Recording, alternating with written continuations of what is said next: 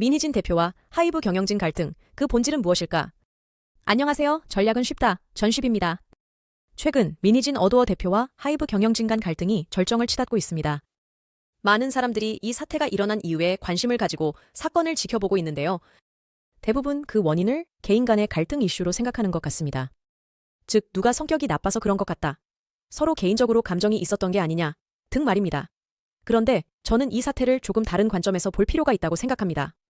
본질적으로 이 사태는 엔터테인먼트 산업이 플랫폼 중심으로 변화하면서 플랫폼 경영진과 선도 레이블의 수장 간 권력 이동의 갈등이 표면화된 사건이기 때문입니다. 지금부터 제가 그렇게 생각하는 이유를 말씀드리겠습니다. 많은 사람들이 하이브의 멀티레이블 시스템을 과거의 일반적인 멀티레이블과 같은 개념으로 생각합니다.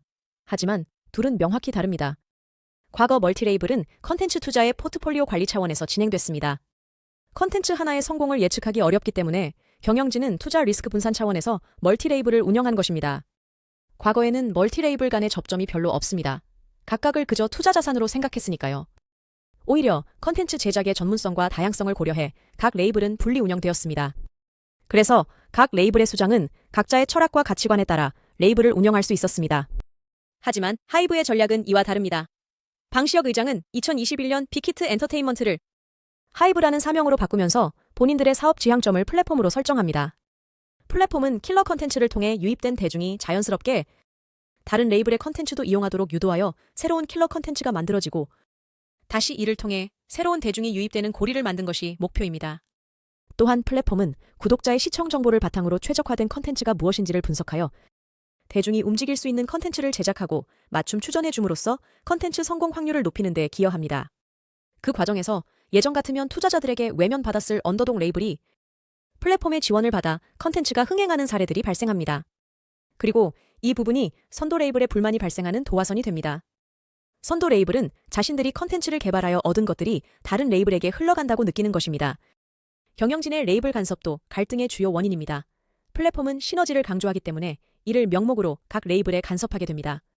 그렇게 선도 레이블은 불만이 커지고 플랫폼 경영진과의 갈등이 절정에 이르면 근본과 같은 상황이 발생하게 되는 것입니다. 그러면 향후 이들의 갈등은 어떻게 전개될까요? 앞으로 플랫폼 경영자와 선도 레이블의 갈등은 더 자주 일어날 것이지만 그 과정에서 점차 플랫폼 경영진이 갈등의 승자가 되어 주도권을 가지게 되고 결국 엔터테인먼트 업계에서 선도 레이블 리더의 위상은 점차 줄어들 것으로 생각합니다.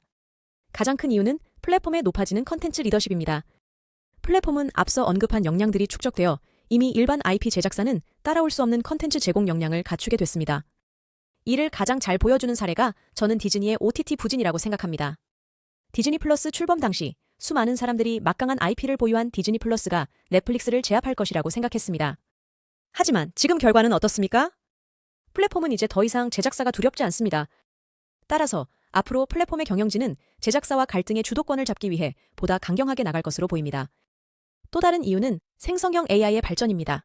생성형 AI는 빠르게 발전하여 컨텐츠 제작 영역을 대체하는 중입니다.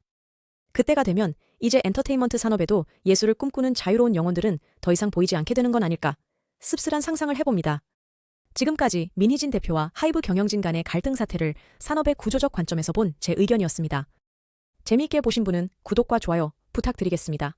그럼 지금까지 전쉽이었습니다. 감사합니다.